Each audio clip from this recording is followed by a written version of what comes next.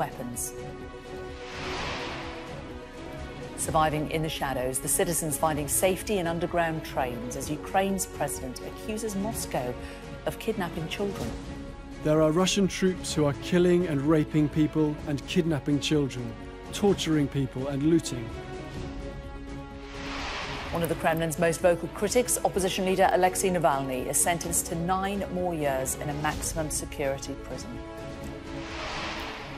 And the super yacht reportedly belonging to the billionaire Roman Abramovich blocked by protesters in Turkey.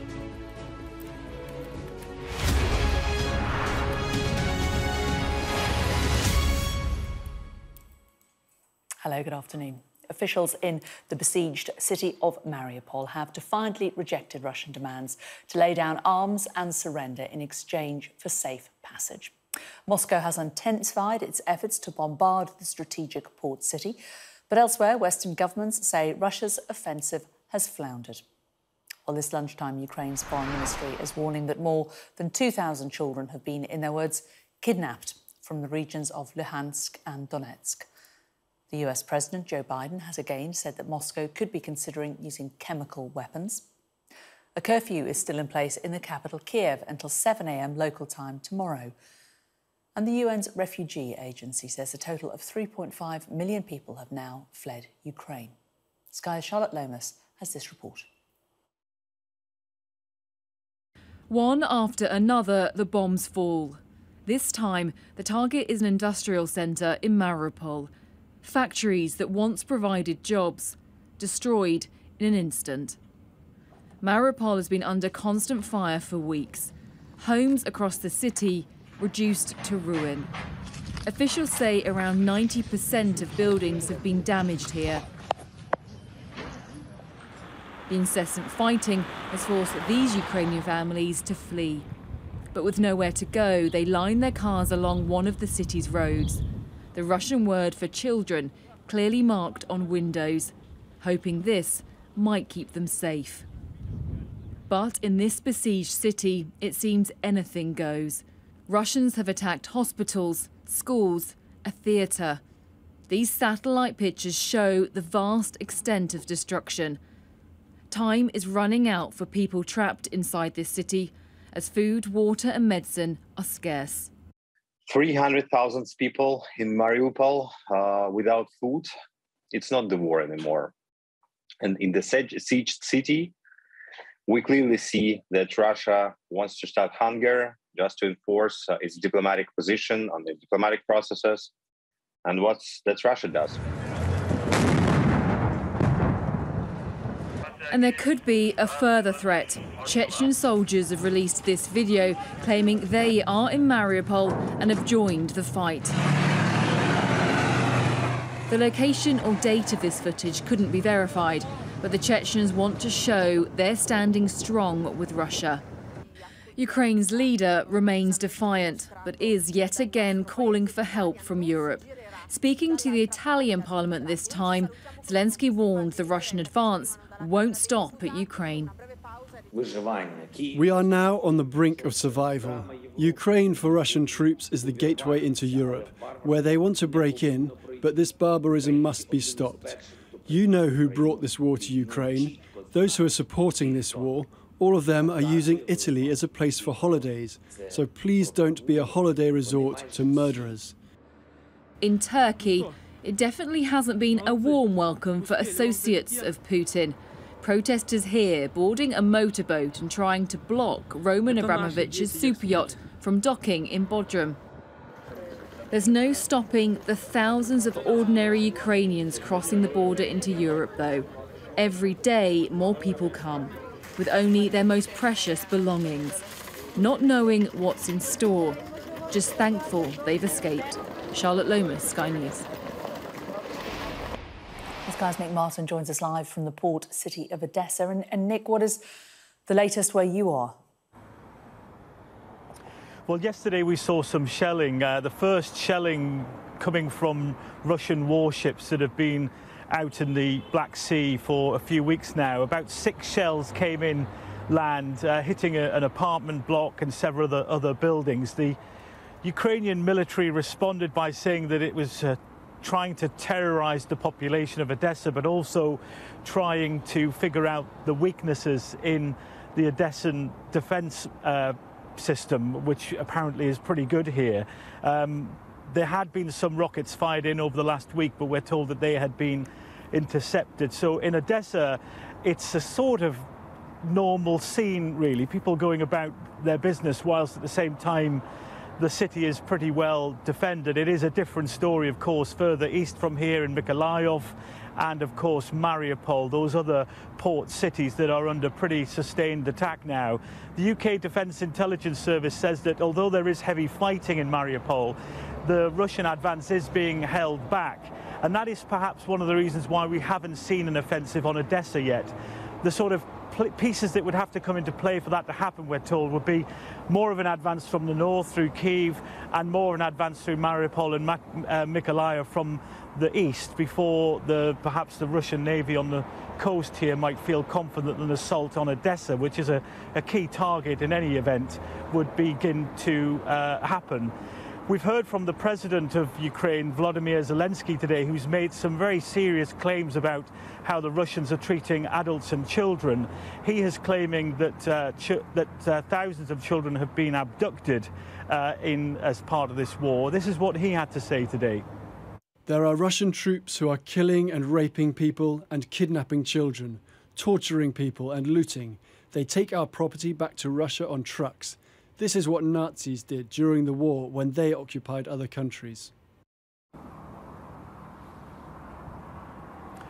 Now, the US Embassy in Kyiv has backed up these comments by Volodymyr Zelensky. They said, according to Ukrainian Foreign Ministry, Russian forces have illegally removed 2,389 Ukrainian children from Donetsk and Luhansk, that's in the east, oblasts, the regions, to Russia. They said this is not assistance, it is kidnapping. Of course, both sides have things to say in this war. This is what happens in conflict. But if these reports are correct, then that would be a very serious humanitarian situation. But here in Odessa, you know, there's a feeling of something is going to happen. But we think that the Russian advance isn't going as fast as they thought, and so they don't feel absolutely confident about mounting an assault on Odessa. And what we saw yesterday in those shells coming down may have just been a warning shot to test the defences of this key port city. Nick, thanks very much. Thanks for the latest from Odessa. Well, of course, for many in Ukraine, life is getting a lot harder. In Kharkiv, families are living in underground rail carriages to avoid Russian shelling. It is Ukraine's second city, around 25 miles from the border with Russia. Our correspondent John Sparks has this report, which does contain images of injured people. The streets of Kharkiv have been abandoned by the majority of those who live here. 500,000 have fled this city, their prized possessions in a bag, and their cars discarded at the station. Those who remain hide in the shadows, in the dark, or the deep underground. More than a dozen metro stations have been turned into shelters. These battered-looking train carriages redeployed as home. How long have you been living here? Three weeks. How do you feel about it? So first, when we hear something blow up, we run here, but now we're like, what was that? Oh, shooting. The experience is a trial for a new mother called Natalia. She gave birth to her son 2 days after the invasion began. The hospital then sent her here. За малышом здесь вообще ухаживать очень тяжело. Мы с мамой ходим к главной подстанции, моем его там. Ну, вообще неудобно. Поэтому хочется, чтобы скорее все закончилось и вернуться домой. They now live in the final car on platform 2, with a cot and clothes provided by volunteers. Natalia says life will never be the same again. Мне кажется, что даже если когда отсюда я выйду, я не буду уже спокойно ходить, как ходила раньше, буду 300 раз оборачиваться и буду бояться, даже когда стреляет фейерверк, вот честно могу сказать. Ну, это очень страшно. When a Russian missile struck this institute, the entire neighborhood was damaged in the blast. 85-year-old Stella Ivanovna told us she hung on to the doorframe in the hope she'd survive. What was it like when the bombing happened, when the missile hit? Я была в квартире и шла с большой комнаты в маленькую. Дошла до двери, вот так встала, и она полетела, как снег, с этой стороны, с этой. Все окна, все стекла, потолки. Я не знаю, как я осталась жива. One of her neighbours, called Diana, was not so fortunate. She was caught in the explosion, glass from the windows puncturing her face. Her doctor at Kharkiv's main hospital said there's a fine line between life and death. Психологически тяжело, говорит, она прилетела какая-то, бомба такая, что вообще она сидела, тишина, полная тишина, ничего не свистело, не летело, потом раз и все. Next door, we found 4 men fighting for their lives. One hit by shrapnel, another blown up by a mine. Sergei is an opera singer turned volunteer who was shot 7 times as he tried to evacuate local residents. На спині ще, просто біля хребта, взагалі там міліметр. І, уявіть, що було, якби куля втрапила, буквально міліметр в хребет. Розумієте, тобто, слава Богу, живий. Who was shooting at you? Хто у вас стріляв? Ой, я насправді не знаю цього. Насправді не знаю.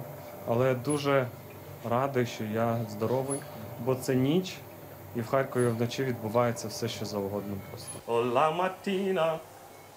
Sergei's body should heal in time, and he's celebrated with an old Italian song of resistance. Olla mattina mi son svegliato, ho trovato partisan. Ciao! Death and displacement have come to everybody's doorstep, but there are many here who are determined to hold on. John Sparks, Sky News, Kharkiv. Well, let's get the latest analysis on the situation on the ground in Ukraine. Wilfred Frost is here. Jane, thanks so much. I'm joined by retired Air Vice Marshal Sean Bell, advisor for Universal Defence and Security Solutions. Sean, great to see you again. Thanks, Will. We're trying something a little different today, looking at the expansion of NATO over the last 3 decades, ahead, of course, of President Biden's trip to Poland this weekend, sort of to try and get in the mindset of how the Russians might look at this, or realistically, the spin President Putin might apply to it. And Sean, starting here in the mid-1990s, a few years after the fall of the Soviet Union, the original 12 members of NATO from 1949 and 4 others had joined by then. Yeah, still, it was formed as an essentially defensive alliance. An attack on any one would be an attack on everyone. And of course, defence of your people, your nation, is the #1 priority for any nation. I think the very success of the alliance had meant it had grown slightly, but even at this stage, you can see quite a considerable buffer between the eastern edge of NATO and Russia. And now if we jump to today, we'll see essentially that buffer disappear. Only really Belarus and Ukraine of the big nations that remain as a buffer in Russian eyes. Yeah, and I think you've also got to overlay on this that in the late 90s, Putin effectively came to power. He's been in power for 23 years now. So he's presided over sort of the dissolution of the former Soviet Union. And of course, when the collapse of the Soviet Union, we saw several new states emerge, particularly on the back of a stagnant economy. And those states wanted to find wealth, prosperity and freedom. Some of them looked east and have formed alliances with Russia, but some of them looked west, particularly the Baltic states and part of the Warsaw Pact, and saw wealth and prosperity through the European Union and through NATO, which is where they expanded. And of course, worth reiterating, it was a defensive organisation, and all the countries that did join sought to join as opposed to outright expansion, if you will, from existing NATO members. Sean, just talk us through exactly what is going on the ground in some of the eastern flank nations of NATO in terms of operations, defensive moves and the like. Well, of course, NATO doesn't wait until somebody attacks one of its member nations. It has to respond to a threat. So Putin's advance into the Ukraine has heightened tensions. So NATO is bolstering all of its eastern flank with NATO, and that's why we're seeing some deployment of NATO aircraft, fast jet aircraft into the Baltic states. We're seeing ground troop deployments into some of the central region, and we're seeing bolstering of ground radar systems, surface-to-air missile systems, etc., to provide a really robust deterrent for any further Putin expansionism. The irony here, of course, is that if Putin had actually wanted to arrest the expansion of NATO, he shouldn't have invaded a free country like Ukraine. Oh, absolutely. And let's dive into the situation on the ground in Ukraine. The latest, this map we've been looking at a lot over the last couple of days. Of course, awful tragedies continue and shelling of cities like Mariupol. If there's a small positive, though, Sean, is it that we haven't seen much expansion of what's shaded red here? Has the Russian advance stalled?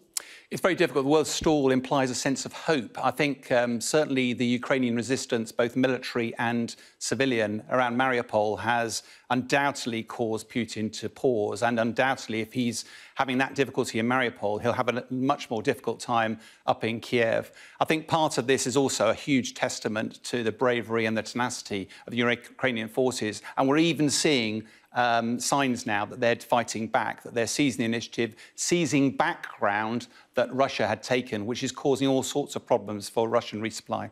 Sean, thanks so much for that. That's the latest here on day 27. Thanks very much, Will. Now, one of President Putin's most high-profile critics has been given a further jail sentence today. Alexei Navalny was found guilty of fraud and contempt of court and jailed for 9 years. He was already serving a 2.5-year sentence for parole violations at a prison just outside of Moscow. And if you scan the QR code on your screen right now, you can listen to the latest edition of the Sky News Daily podcast. Today, Nick Qureshi speaks to our security and defence editor, Deborah Haynes, and the Russian security expert, Aglaia Snetkov, about how the war in Ukraine could end and the red lines in negotiations. You can subscribe to the Daily wherever you get your podcasts from. And a reminder, tonight we'll have a special question and answer session on the war in Ukraine with our defence and security analyst, Michael Clark. That's at 7 o'clock here on Sky News. This is Sky News Today. Coming up, we'll have a report from the small town of Yutish, north of Kiev. It's the last community before the front line of Russian-held territory.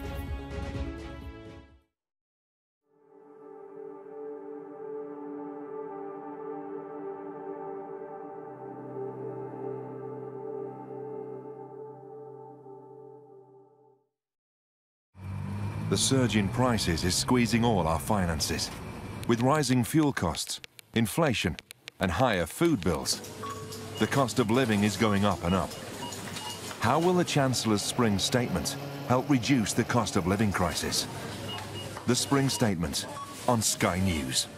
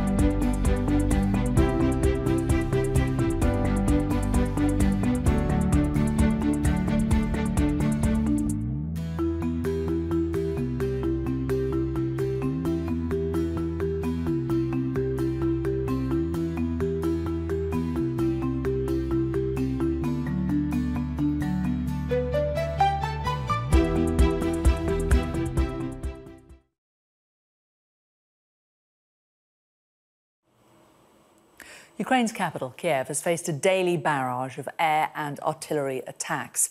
Sky special correspondent Alex Crawford travelled to the small town of Lutish, north of Kiev. It is the last community before the front line of Russian-held territory.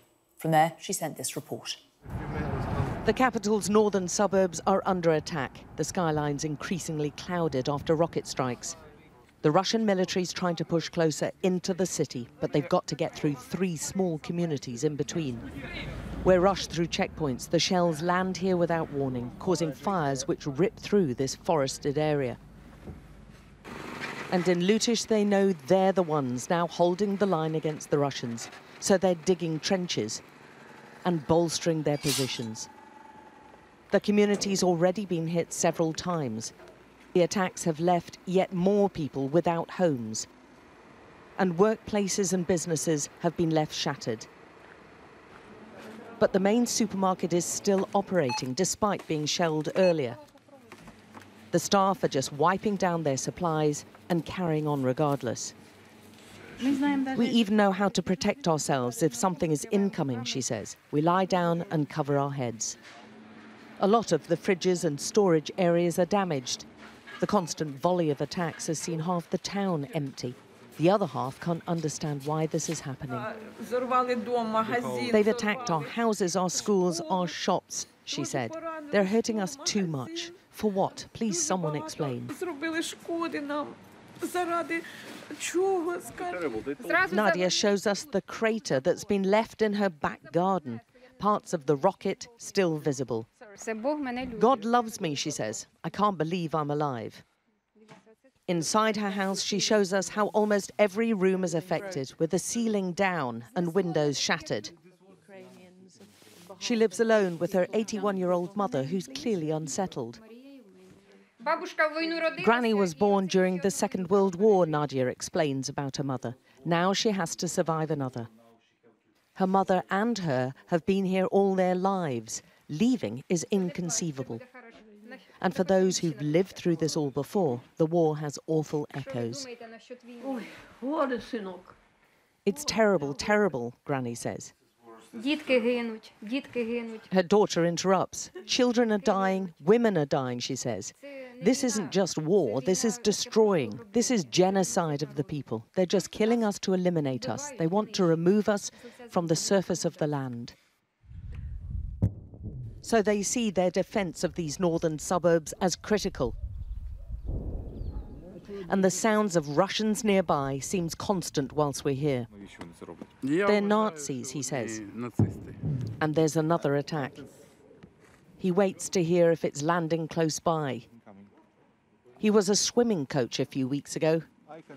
Now everyone here is a bombing expert. That just landed now.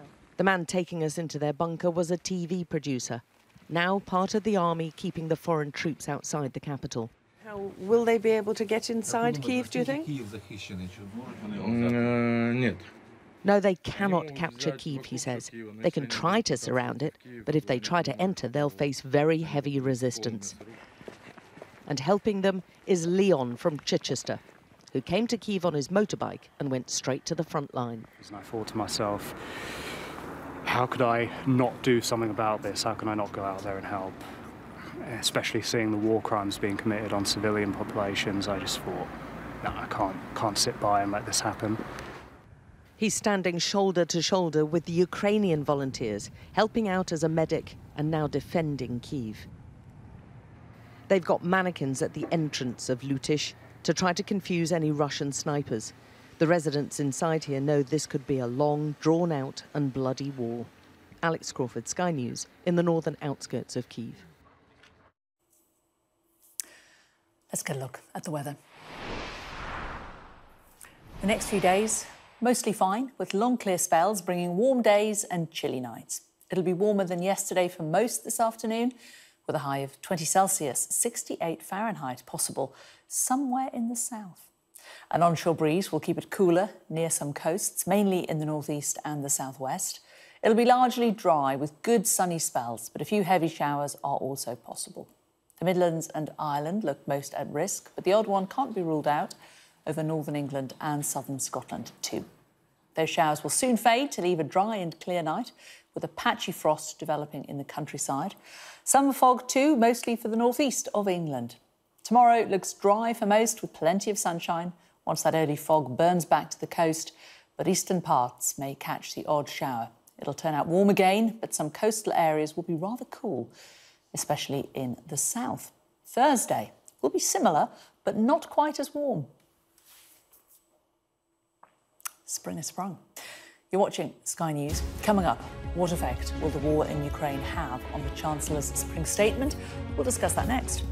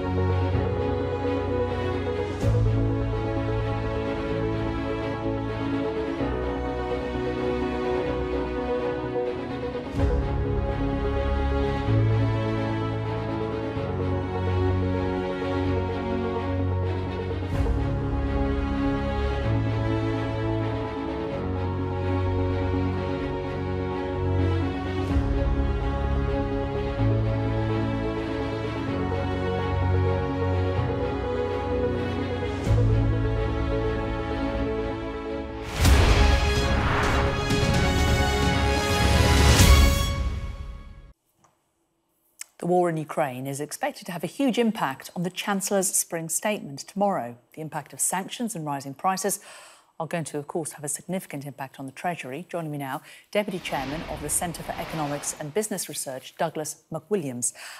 Good to talk to you today, Mr McWilliams. What impact do you think that the war is currently having on our personal finances? I mean, obviously, we're seeing fuel prices, for one, go up, but what else? Well, it pushes up the price of fuel, it pushes up the price of heating oil, it pushes up the price of gas, it pushes up the price of metals, it pushes up the price of food.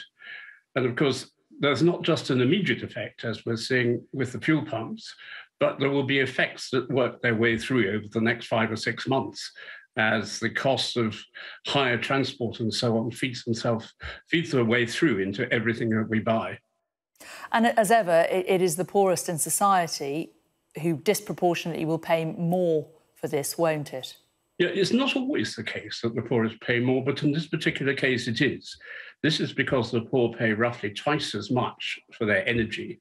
They also, if they drive, they spend proportionately twice as much on fuel.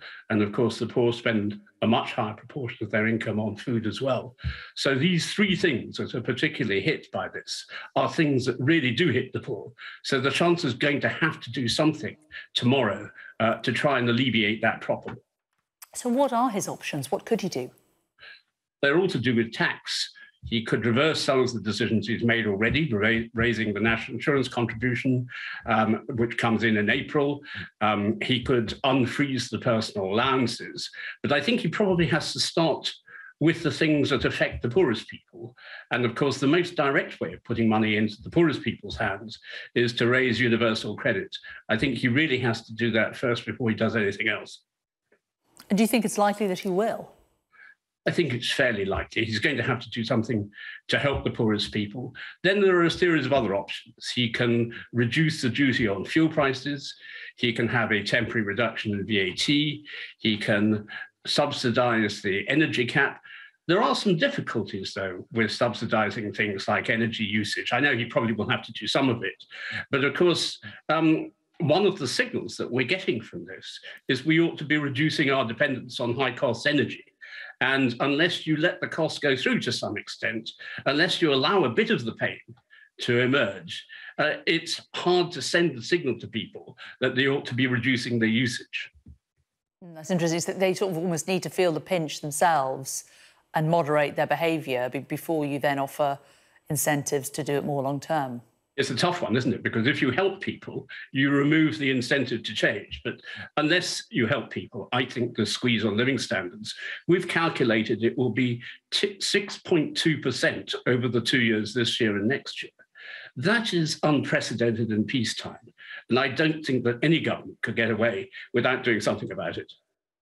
And inflation predicted it could go up to 8.7% next quarter. How high do you think it could go? Well, the 8.7 is my prediction, actually, that other people are now picking up. I think it's not just the fact that inflation is going to have a high peak, because we were actually expecting the price of inflation to hit 7% even before the war started. The biggest change since the war started is it now looks as if it's going to stay at that peak level for at least a year. And that's a huge change. Previously, what we were expecting was it would hit the peak and come right back down again. Now it looks as if it's going to stay up there. And that's part of the squeeze on living standards. So even if the war in Ukraine were to end tomorrow, it wouldn't have an immediate impact on the cost of living for most people in the UK? I think it would start to affect petrol prices, which are probably the most sensitive to the commodity markets. But for example, there are fields that haven't been planted. So the idea the price of wheat will fall immediately seems a bit unlikely. Sunflower oil, it's up 50% in the shops at the moment. I don't see that coming back very quickly. So there are quite a lot of things that are where prices are going to stay up for the better part of this year, or at least until we move into the next season and think the fields can be replanted again. And of course, we're looking at this from a purely UK perspective, but the impact, as we've been discussing this morning, across the rest of the world of these things like shortages in sunflower oil and wheat are more dramatic for other economies, aren't they? Well, they're more dramatic for those other economies that depend more on the price of food. We're sort of lucky in this country that being a relatively wealthy country, we spend just a bit more than 10% on food. But if you go to other places like China or Russia itself, 30% of the cost of living is food. And they obviously get hit that much more. Really interested to talk to you, Douglas McWilliams, in advance of tomorrow's spring statement from the Centre for Economics and Business Research. Thank you. Thank you very much. And we'll be bringing you live coverage of the Chancellor's spring statement tomorrow from 11 o'clock. Join me from Westminster, where we will be anchoring our coverage throughout. Prime Minister's questions, the spring statement, and getting some predictions beforehand and some reactions afterwards as well. Now, as the war in Ukraine continues, hundreds of volunteers are travelling from Britain to help people fleeing the country escape the fighting. Our special correspondent Alex Crawford has been talking to Leon Cribb, who was an ambulance technician in Chichester, but decided to head to Ukraine 2 weeks ago. What made you decide to come here? It's a really good question. Lots of different answers. I think the most important is I was sat at home one evening and looking at the news, and I thought to myself, how could I not do something about this? How can I not go out there and help? Especially seeing the war crimes being committed on civilian populations, I just thought, no, I can't sit by and let this happen. It reminded me of stories that my grandmother and grandfather taught me about the First World War, Second World War even in Britain, you know. And I thought to myself, in this century, we're experiencing stuff like this still, and by a first world country like Russia, that's criminal. But a lot of people, I think, feel very deeply about it, but they've taken up volunteering or delivering aid or helping and raise money. I mean, coming and putting yourself on the front line is a whole different ball game, isn't it? Yeah, for sure. But I think if you can do that, then it's valuable to do that, because there aren't many people, I think, that would want to do that. And of course, most people my age have a wife and kids to worry about. So being in that position, I don't have to worry about what my wife is thinking of me or my children are thinking of me. So I can just do what I need to do and get hands-on right on the front line and try and help in the best way I can. And what sort of action have you seen so far? Probably the worst thing I saw, we were at a stabilisation point, which used to be a children's hospital, quite far north. In fact, it's probably quite close to where we are now, probably further west, but we had a Russian artillery shell go off about 100 metres from the hospital building, blew out all the windows. That was quite a stark realisation of how little of a damn the Russians give about the Ukrainians. Did you feel like you came close to getting hurt or injured yourself? No. It's difficult to explain, but I mean, with artillery, you're never going to know until after you've been hit. So I always thought when I was a kid, if I ended up in a war zone, I'd seen it on the TV. I always thought that, wow, how do people put up with that, knowing that they might get blown up any second? But when you're actually there, and it's peace and quiet like this, you just forget all about it. There's no point worrying about what could be. There's a lot of talk about potential war crimes being committed. What have you seen on the ground that either backs that up or not? I've seen medics wounded by Russian rifle rounds. I've heard countless tales. I've personally never seen medics shot at myself in the short time I've been here, but I've heard countless stories from 2014 of medics being shot at, especially by Russian sharpshooters who seem to be trained to shoot medics first. I'm not sure about the average Russian soldier, but from what I've heard, they also will pick on medics. What have you seen this time that might show that they're targeting civilians or ambulance workers or anyone I've seen bullet who's a holes. non-combatant? I've seen bullet holes stricken all across our ambulances at the HQ of Russian calibre. And, you know, the hospitals that we go to that are just shattered windows and sandbags all up there. It's like nothing I've ever seen before. It's incredible. And what's the reaction been from the fellow Ukrainian fighters that you're alongside to you? Yeah.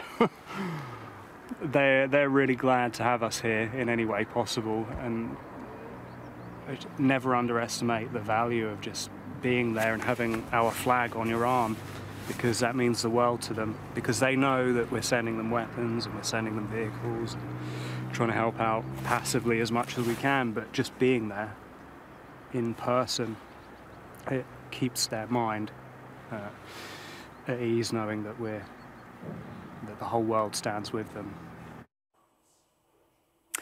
Now, you may remember a touching moment in the early days of the Russian invasion of Ukraine.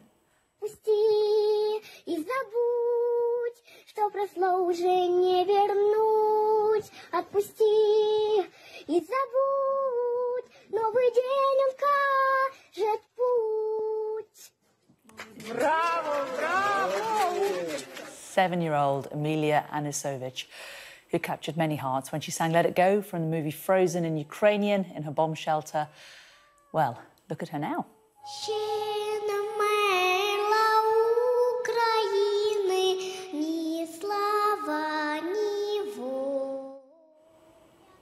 She performed the national anthem at a charity concert in Lodz in Poland. She escaped Ukraine 3 weeks ago with her grandmother and siblings, but her mum and dad have stayed behind in Kiev. Що ми браття козацького роду.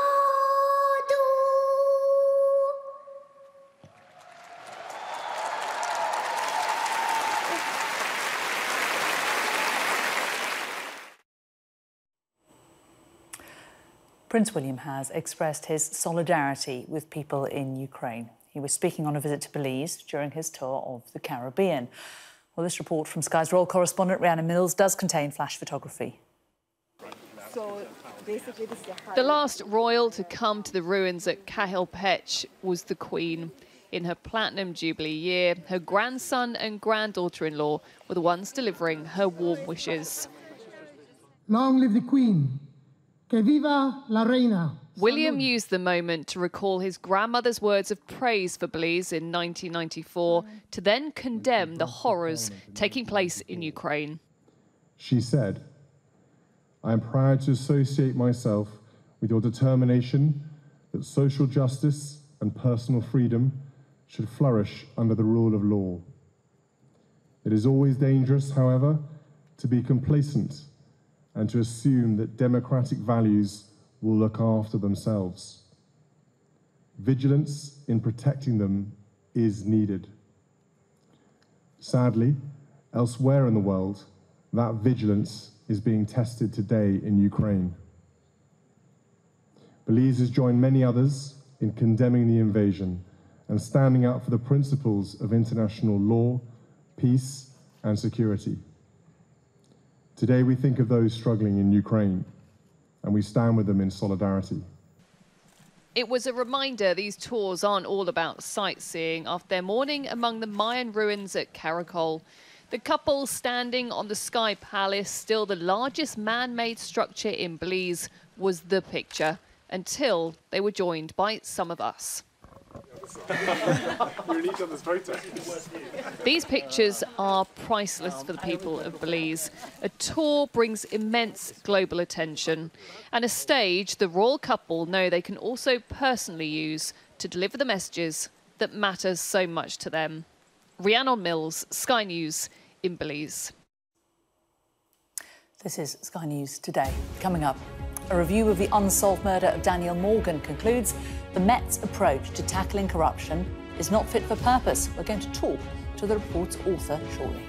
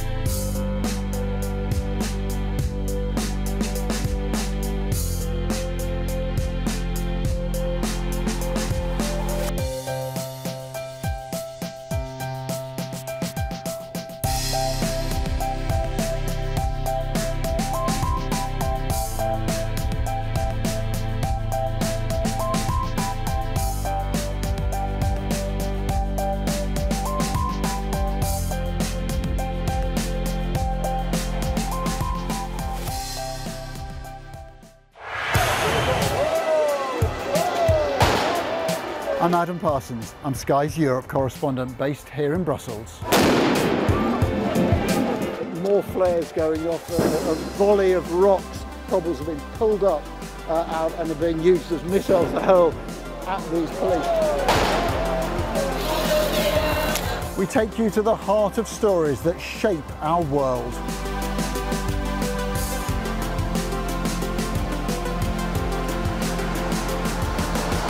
We aim to be the best and most trusted place for news. We have now left Italy and entered France. Nobody's asked to check our identity. Made by people who dare to challenge. Nice to see you again, Mr. Barnier. Why? Meeting you. Fishing does have the potential to stymie an enormous economic deal. What strikes you when you come to this glacier is not just the way in which the environment is changing, but the speed at which those changes are happening. It's devastating, actually.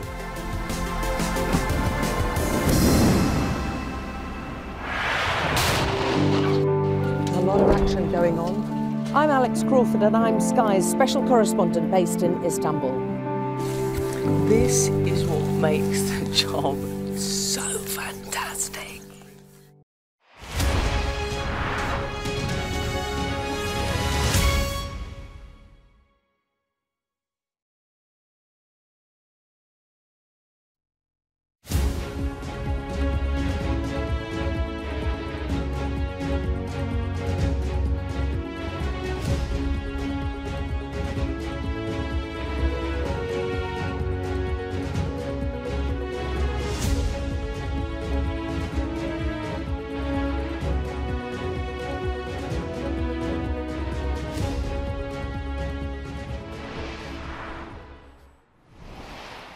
A new report has concluded that the Metropolitan Police's process for tackling corruption is not fit for purpose, but says it would not describe the force as institutionally corrupt.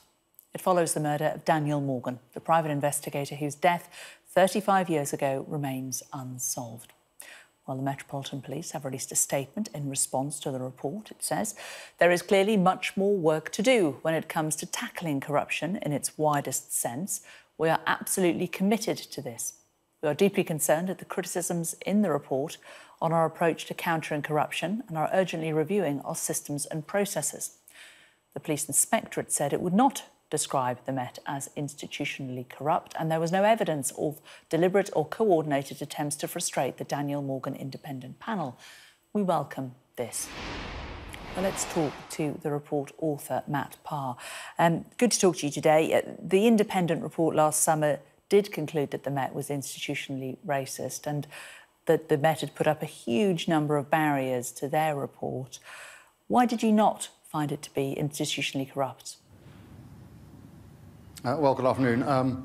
We found an awful lot wrong with it, let's be clear, and there's huge areas of agreement between us and the panel. And as you said in your introduction, the Met's got an awful lot to do to get its anti-corruption practices to where they should be. I think where the slight difference was, and bearing in mind we had different remits, is we simply didn't see evidence that the mistakes the Met had made were dishonest or were sort of coordinated in a campaign to frustrate the panel's work. We saw lots of things that went wrong, and there are lots of things we criticise the Met for. But I think without that element of deliberate dishonesty, it's not a phrase that we'd use to call them institutionally corrupt. That doesn't mean there isn't an awful lot wrong, and it's a very critical report. Well, indeed, and let's look at some of those things that are wrong. The Met's employing criminals, it's employing people who've committed crimes. Why does the police force do this?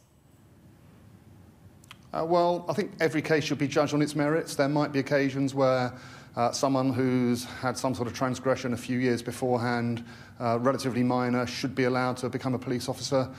We do think that the Met's tolerance for things like that and their risk appetite, as they call it, is too high.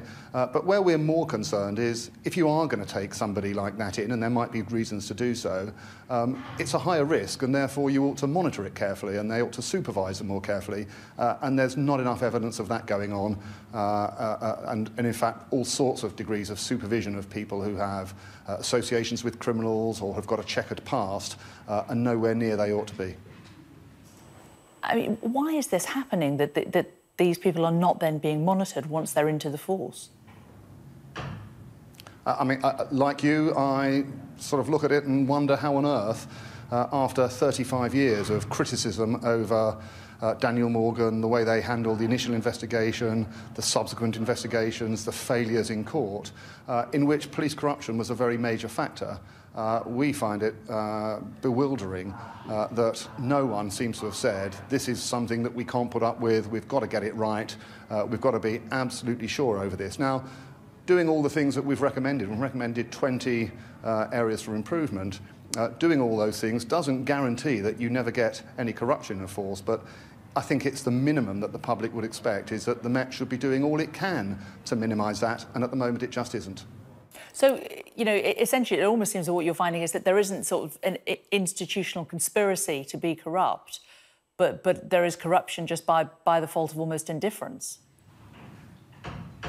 Indifference is a word we use in the report. It's what it looks like to us.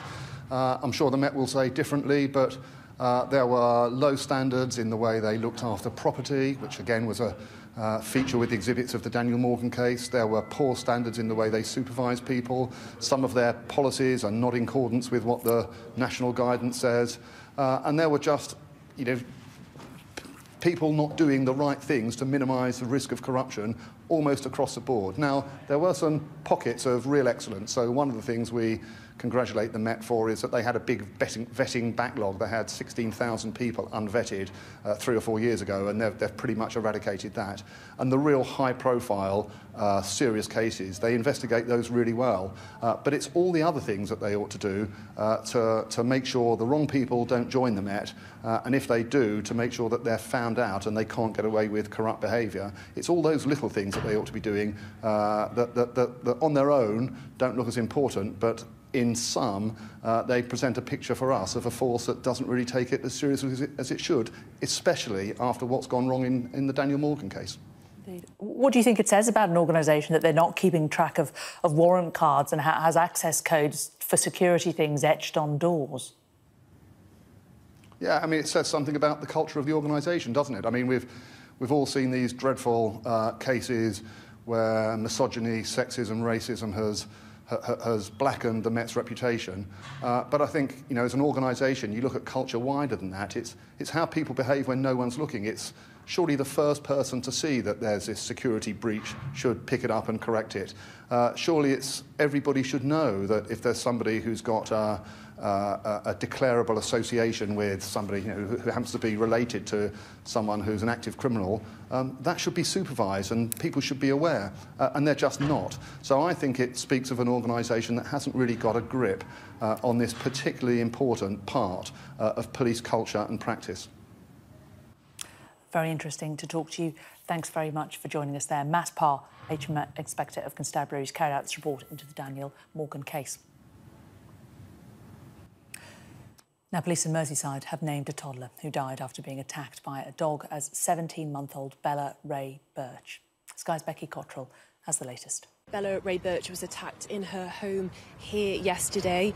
She was taken to hospital in an ambulance, but sadly died from her injuries. And we've been speaking to neighbours who spoke of how, understandably, hysterical her mother was in the aftermath of that. We've also just seen a man outside the house who said he is Bella Ray's granddad, and he was visibly emotional and talking about how he is now grieving. We got a few more details from the police this morning. They made a statement outside the house, and this is Superintendent Steve Brazell. The community of Blackbrook and the whole of Merseyside has woken up today to the most tragic news. Officers were called to attend a house here on Bidston Avenue at around 3:50 p.m. yesterday. At this stage, we understand that the family dog they had bought just a week earlier has attacked Bella Ray inside the family home. Bella Ray was taken by ambulance to hospital by paramedics, but despite the best efforts of police officers at scene, the paramedics and doctors, sadly, Bella Ray died as a result of her injuries yesterday afternoon. It has left a family and a community grieving and in complete shock. During the incident, the dog was handed over to police at the address and has been humanely destroyed. Detailed investigations are continuing into this tragic event. And those investigations will involve forensic tests on the dog. They will want to establish if he was a legal breed under the Dangerous Dog Act. Neighbours that we've spoken to have said that the dog appeared to be a Staffordshire Bull Terrier or a Pit Bull, but those tests will confirm that. One neighbour said the dog had seemed friendly, but as you heard from the superintendent there, it was a new dog, only a week old.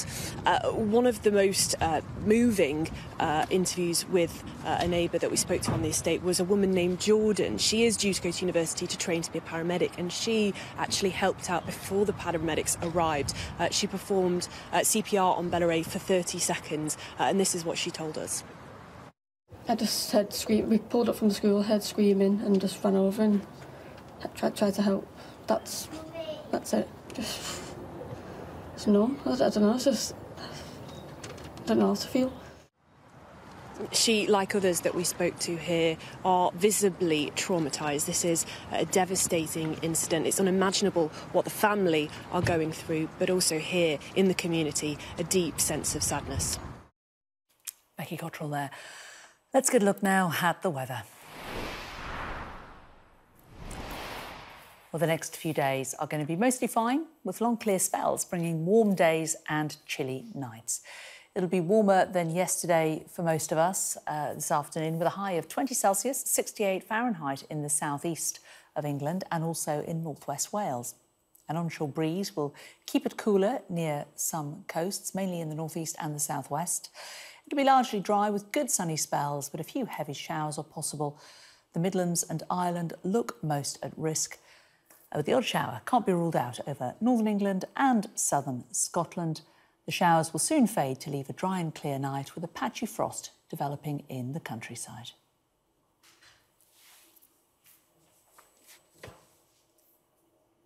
You're watching Sky News. Coming up, calls from the Ukrainian president for direct talks with Russia's Vladimir Putin. We'll have the latest on the conflict next.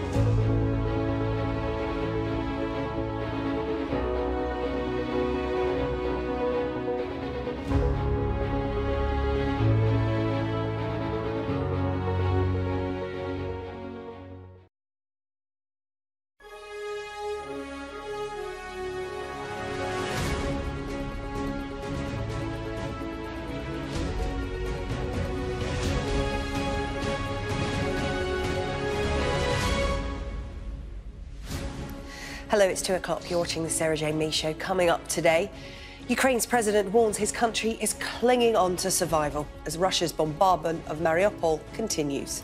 There are Russian troops who are killing and raping people and kidnapping children, torturing people and looting. A 17-month-old girl killed by a dog at her home on Merseyside is named as Bella Ray Birch. A damning report says the Metropolitan Police haven't learned the lessons of the unsolved murder of Daniel Morgan, which led to the force being accused of institutional corruption.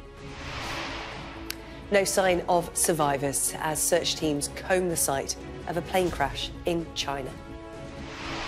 And protest plan in Jamaica over royal links to the slave trade as the Duke and Duchess of Cambridge prepare to touch down.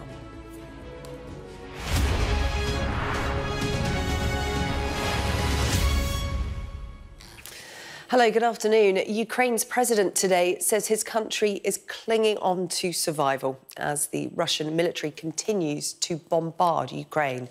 Volodymyr Zelensky addressed the Italian parliament this morning, warning that Ukraine represents the gates to Europe for Russia.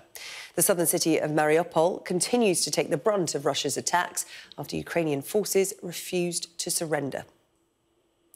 Well, residents in the capital, Kyiv, have been ordered to stay at home or in shelters, with a 35-hour curfew in place until 7 a.m. local time tomorrow.